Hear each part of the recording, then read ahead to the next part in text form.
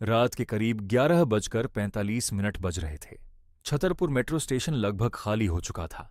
आखिरी मेट्रो आने में बस 5 मिनट बाकी थे। प्लेटफॉर्म पर बस हल्की हल्की पीली लाइटें जल रही थीं और चारों तरफ अजीब सी खामोशी पसरी हुई थी। राहुल, जो ऑफिस से देर से निकला था, जल्दी जल्दी सीढ़ियां उतरकर प्लेटफॉर्म पर पहुंचा। उसने इधर उधर देखा, बस एक बूढ़ा आदमी कोने में खड़ा था और एक लड़की जो प्लेटफॉर्म के बिल्कुल आखिरी छोर पर खड़ी थी। लड़की ने सफेद सलवार सूट पहना था, बाल उसके चेहरे पर बिखरे हुए थे। वो बिल्कुल हिल भी नहीं रही थी। राहुल ने सोचा, शायद किसी का इंतजार कर रही होगी।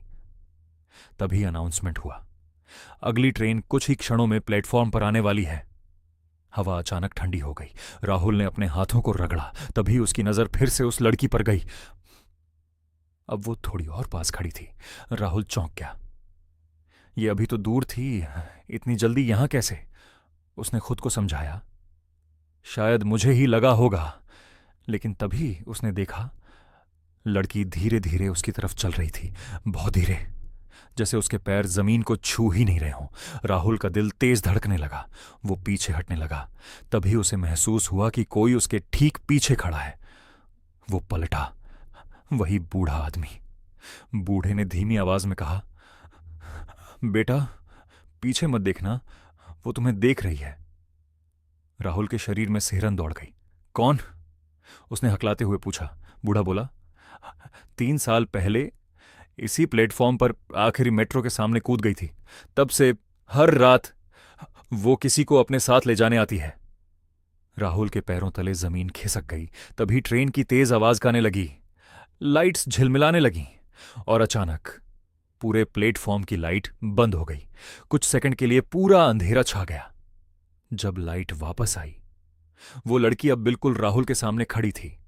उसका चेहरा अब साफ दिख रहा था, आंखें पूरी काली और होठों पर एक अजीब सी मुस्कान।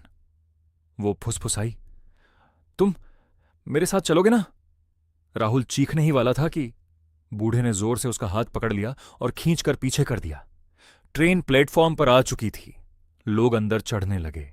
राहुल ने हिम्मत करके एक बार फिर उस लड़की की तरफ देखा, लेकिन वहां कोई नहीं था। बस जमीन पर गीले पैरों के निशान थे, जो धीरे धीरे ट्रेन की तरफ जा रहे थे। राहुल तुरंत ट्रेन में चढ़ गया। उसने राहत की सांस ली और पीछे मुड़कर देखा। वो बूढ़ा आदमी प्लेटफॉर्म पर खड़ा था और धीरे धीरे मुस्कुरा रहा था। अचानक राहुल का दिल रुक सा गया, क्योंकि ट्रेन के दरवाजे के शीशे में उसे दिखा, उस बूढ़े आदमी की परछाई नहीं थी। और अगली ही सेकंड ट्रेन के अंदर अनाउंसमेंट हुआ, अगला स्टेशन छतरपुर। राहुल के हाथ से फोन गिर गया, क्योंकि वो तो अभी अभी छतरपुर से चला था, या फिर वो कभी वहां से निकला ही नहीं था।